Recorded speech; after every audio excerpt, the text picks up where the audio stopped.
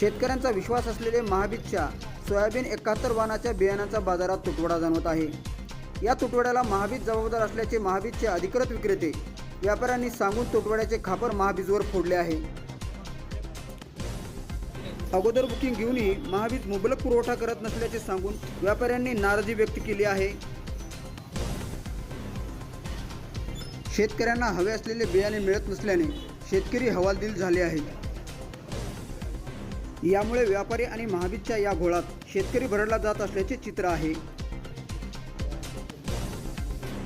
महाबीजकडे साठा कमी असल्यामुळे अलॉटमेंट कमी आलेला आहे, त्याच्यामुळे थोडं शेतकऱ्याला कमी भेटत आहे। महामंडळाला आम्ही एकच सांगतो की तुम्ही जास्तीत जास्त बियाणं पुरवठा करा, आम्हाला काही अडचण येणार नाही। महामंडळाने पैसे घेताना आपल्याकडे किती बियाणं तयार होणार आहे त्या हिशोबाने त्यांनी आमचे पैसे घ्यावे। आणि महाबीजचे 71ची एक 20 गाड्याची बुकिंग आहे आपली, पण त्याच्यामध्ये महाबीजकडे साठा कमी असल्यामुळे अलॉटमेंट कमी आलेला आहे, त्याच्यामुळे थोडं शेतकऱ्याला कमी भेटत आहे। 335 आहे त्यांचं बऱ्यापैकी आपल्या मार्केटला, बाकी व्हरायट्या भरपूर आहेत, फक्त 71ची व्हरायटी कमी आहे।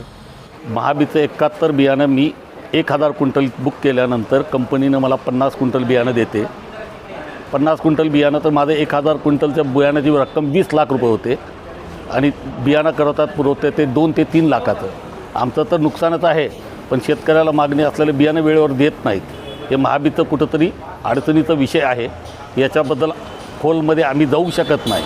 मी 1281 सजेस्ट करतो, 612 सजेस्ट करतो, 992 सजेस्ट करतो, 753 सजेस्ट करतो, पण शेतकऱ्याची मागणी एकाच वाणावर आहे। शेतकऱ्याचं बियाण्यावर विश्वास म्हणजे महामंडळावर विश्वास आहे, शासनाचं बियाणं, म्हणून महाबीजची मागणी जास्त आहे। महामंडळाने पैसे घेताना आपल्याकडे किती बियाणं तयार होणार आहे त्या हिशोबाने त्यांनी आमचे पैसे घ्यावे अशी आमची विनंती आहे।